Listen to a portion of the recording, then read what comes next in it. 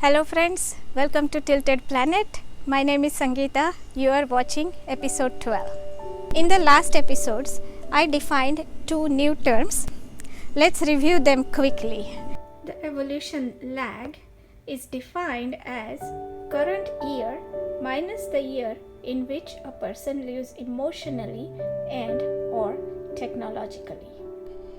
The global evolution delta is defined as the difference between the evolution lag of the most and the least advanced people on the planet at any given time. By the way, I'm talking about evolution a lot on my channel, and incidentally I happened to pick up this book from the library, Sapiens, A Brief History of Humankind. This is quite an interesting read. Now, the human species is evolving in three different ways. The physiological evolution, which is changing our DNA. All the species have evolved, whether they have developed skin that camouflages, or whether losing a tail, walking on 2 feet. These are some of the examples of physiological evolution, and this is a very, very slow process, and it is not unique to the humans. The second is the cognitive evolution. Cognitive evolution is the ability to imagine something that doesn't exist today.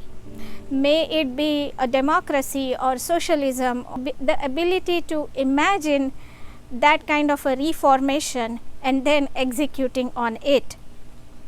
That at the moment is very unique to the human society. The other animals have not evolved to be able to do that, and in the book that I recommended earlier, he talks about that too.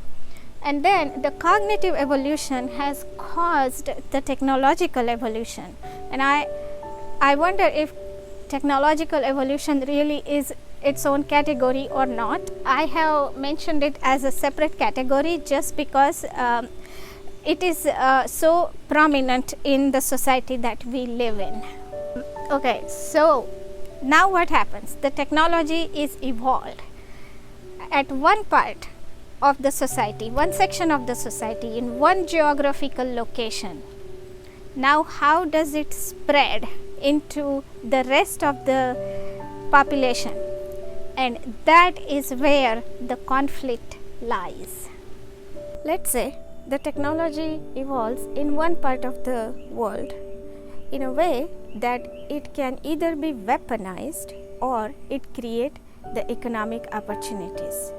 Then the other countries are forced to change their priorities in order to acquire the technology. Acquisition of this technology, it is done by deprioritizing the projects that will benefit the poorest of the poor. So the poorest of the poor are the ones that are actually paying for the cost of the technology, and that enhances the global evolution delta. Now this disadvantaged population, it gets desperate and angry and aggravated because they're not getting the benefits. Their life remains just as hard in spite of this new technology because they have no access to it. Now, what happens when this starts an unrest in the country? The country has acquired a technology that can be weaponized. Then what happens? The rulers actually try to distract this population by creating imaginary enemies, and there begins a conflict. They start war with the neighboring countries, or they will do something that will enhance the conflict because they now have the weapons.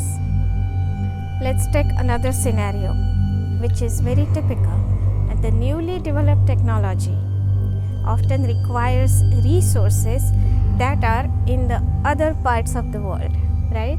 Technology evolves at one place and then they need resources from another place.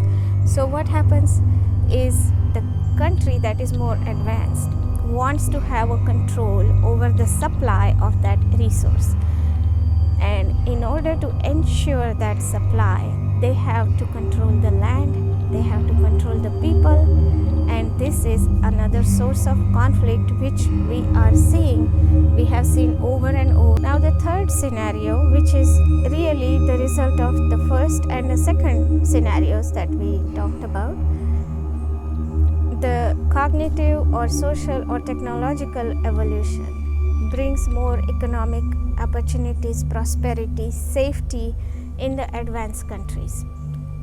And because of the global evolution delta, the other countries keep falling back, they fall into the conflicts, and now what happens is the population from the disadvantaged countries starts migrating to the advanced countries. And we are already seeing that, we have seen that over and over again, that migration results into a conflict. So if we want peace, we have to figure out how to scale our evolution globally in order to minimize the global evolution delta.